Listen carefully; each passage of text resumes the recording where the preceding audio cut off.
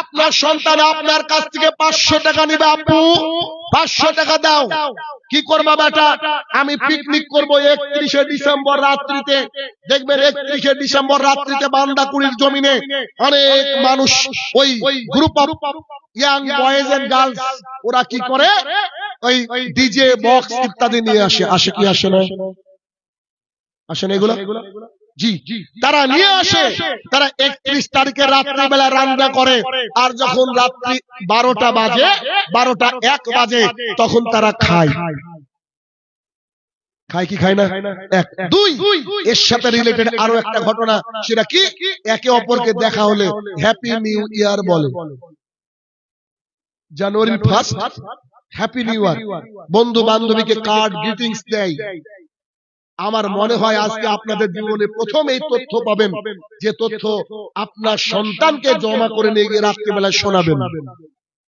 তথ্যটা কি? আপনার গায়ের লোমটা দাঁড়িয়ে যাবে। আমি যে তথ্য এখন আপনাদেরকে দিচ্ছি, একটু খেয়াল করে মনোযোগ সহকারে আমার কথাগুলোকে শুনতে হবে। সেটা কি দেখেন, রোমান বলে একটা জাতি, শুনেছেন? রোমান নাম শুনেছেন? রোমান। তো রোমানরা যখন তাদের বছর শেষ হয়ে যেত, বছর শেষ হয়ে যাচ্ছে 31শে ডিসেম্বর, ওরা করতো কি, তাদের একটা দেবতা ছিল, দেবতার নাম হচ্ছে জানুস। প্রয়োজন হলে লিখে রাখতে হবে, কেন?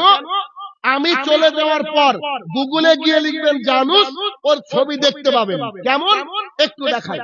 রোমানদের একটা দেবতা ছিল, যার নাম হচ্ছে জানুস। একটা দেবতা, একজন মানুষ, ও একটা দেবতা। তার 2 দিকে মাথা, এইদিকে মুখ আর এইদিকে মুখ, আর তার ডান হাতে একটা চাবি আছে, চাবি, তালা খোলার চাবি। তো ওই জানুস দেবতার পুজো করত রোমানরা। কেন? তারা মনে করত যে জানুস ভবিষ্যৎও দেখতে পাই, অতীতও দেখতে পাই। তাহলে 2024 সাল অনেক খারাপ গিয়েছে, 25 সাল যাতে খারাপ না যায়, তাই এই জানুস নামের দেবতাকে তারা ফুল দিয়ে, প্রসাদ দিয়ে সন্তুষ্ট করতে চায় ওই রাতে, এবং বলতে চাই, হে জানুস, আপনি গত বছর দেখেছেন, আগামী বছর আপনি জানেন, আপনার হাতে চাবি আছে আমাদের ভাগ্য পরিবর্তন করার। আমরা একটু নাউজুবিল্লাহ বলি।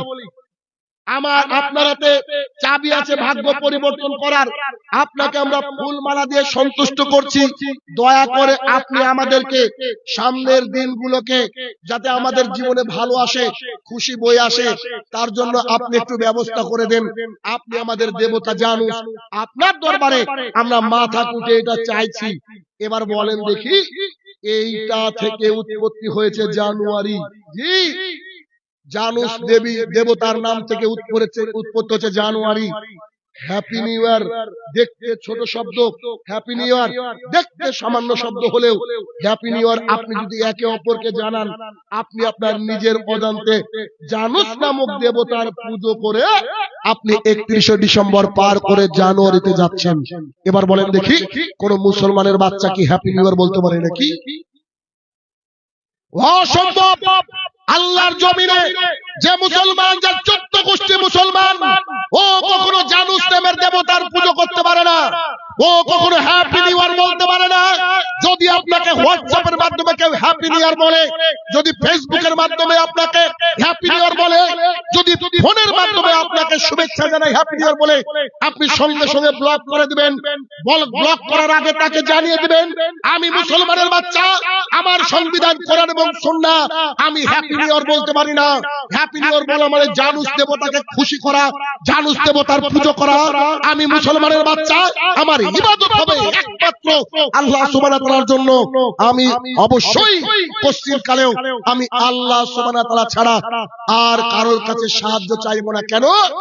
আমি দিনে রাতে 5 বার আল্লাহ সুবহানাহু ওয়া তাআলার সামনে দাঁড়িয়ে বলছি, ইয়াকা নাবুদু ওয়া ইয়াকা নাস্তাইন, হে আমার প্রতিপালক, একমাত্র তোমার ইবাদত করি, তোমার কাছে সাহায্য চাই।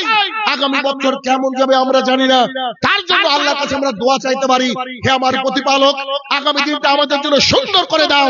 তবে আমরা কোন জানুস নামক দেবতার পুজো করতে রাজি নই। So happy new year is not the happy new year. Happy new year শুধু হ্যাপি নিউ ইয়ার নয়, হ্যাপি নিউ ইয়ার মানে হচ্ছে জানুস দেবতার পূজা করা। একজন মুসলমানের বাচ্চা এখান থেকে দূরে থাকবে, এটা তার নৈতিক কর্তব্য।